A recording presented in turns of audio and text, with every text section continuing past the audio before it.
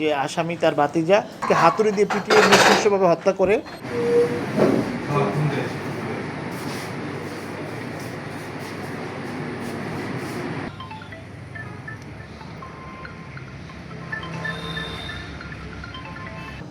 যা দৌলতপুর থানাধীন বাচামারা কাচারিপাড়া এলাকায় পারিবারিক কলহের জেরে আসামি মোহাম্মদ ইউসুফ মোল্লা তার আপন ভাবি আমেনা খাতুন ও তার 15 মাস বয়সী একটা ছেলে আছে, মানে ওই ভাতিজা আর কি, যে আসামি তার ভাতিজা আসলাম হোসেন আসাদকে হাতুড়ি দিয়ে পিটিয়ে নৃশংসভাবে হত্যা করে এবং আপন ভাই আব্দুস সালাম মোল্লাকে হত্যার উদ্দেশ্যে তাকেও মারার প্ল্যান ছিল, তাকে হাতুড়ি দিয়ে গুরুতর জখম করে সে এখন চিকিৎসাধীন আছে।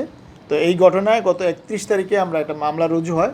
তো এটা আপনারা জানেন যে মানিকগঞ্জ তথা সারা বাংলাদেশেই এটা ব্যাপক একটা চাঞ্চল্যর একটা সৃষ্টি হয় যে আপন ভাই কর্তৃক ভাবি এবং ভাতিজাকে মারা হয়েছে, আর আরেক ভাই তো খুব গুরুতর অসুস্থ।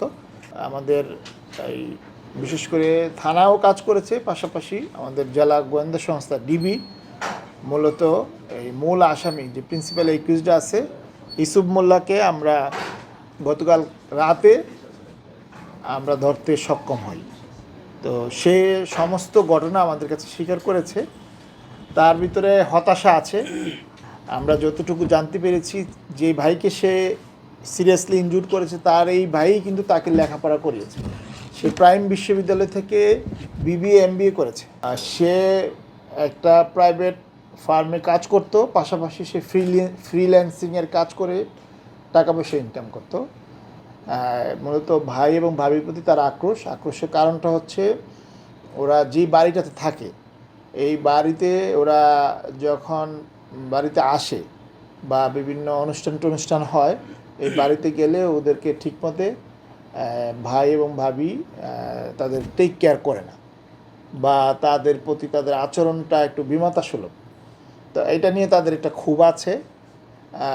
সে যেটা বললো যে তার ইমিডিয়েট বড় একজন ভাই আছে, সে হাঁফানি রোগী, সে সাভারে থাকে, এই ঈদে বাড়িতে আসছিল, তাকে বাড়িতে নাকি ঢুকতে দেয় নাই, সে আরেক বাড়িতে ঈদের সময় মানে ঘুমিয়েছিল। তো এইটা নিয়েও তাদের ভিতরে হতাশা আছে। তার ইমিডিয়েট একটা বোন আছে, ছোট বোন, এই ছোট বোনের 2টা বাচ্চা, একটা সবুজ আর সুমন এবং ইউসুফ, এই 3 জনে মিলে প্ল্যান করেই এই ঘটনাটা ওরা ঘটিয়েছে। তাদের প্ল্যান ছিল যে এদেরকে সবাইকে মেরে এই ঘরে আগুন লাগিয়ে দিবে, মানে তারা এটা বুঝাবে যে অ্যাক্সিডেন্টে আগুন লেগে সবাই পুড়ে মরে গেছে আর কি, এই ছিল তাদের প্ল্যান। আর যদি বলেন যে হত্যার কারণ কি, কারণ এইটাই যে তার যেই ভাইকে সে সিরিয়াসলি ইনজুর্ড করেছে তার একটা বড় দোকান আছে, এই দোকান থেকে একটা ভালো আয় হয়। তো তাদের কথা হলো যে এই দোকানে তাদের একটা কন্ট্রিবিউশন আছে, কিন্তু ভাই বা ভাবি তাদেরকে এদিক থেকে কোনো লভ্যাংশ দিচ্ছে না। তো সব মিলিয়ে বাড়িতেও তারা যে ভালো আচরণ পাচ্ছে না, দোকান থেকে কোনো লভ্যাংশ পাচ্ছে না, এটা নিয়ে তাদের ভিতরে একটা ক্ষোভ আছে। এই ক্ষোভেরই বহিঃপ্রকাশ থেকেই এই হত্যাকাণ্ডটা তারা ঘটিয়েছে। তো আমরা 2 জনকে অ্যারেস্ট করেছি, 3 জন জড়িত আছে। তো আমাদের হেফাজতে এখন ইউসুফ এবং সুমন অ্যারেস্ট আছে, আমরা তাদেরকে কোর্টে চালান দিয়েছি। তো আমাদের টিম তদন্ত করছে। আমরা যতটুকু জানি যে সবুজও এটার সাথে ইনভলভ আছে, যতটুকু আমরা বুঝতে পেরেছি। তো সবুজকে ধরার ব্যাপারে আমাদের টিম তৎপর আছে, আশা করি আমাদের হেফাজতে শীঘ্রই চলে আসবে।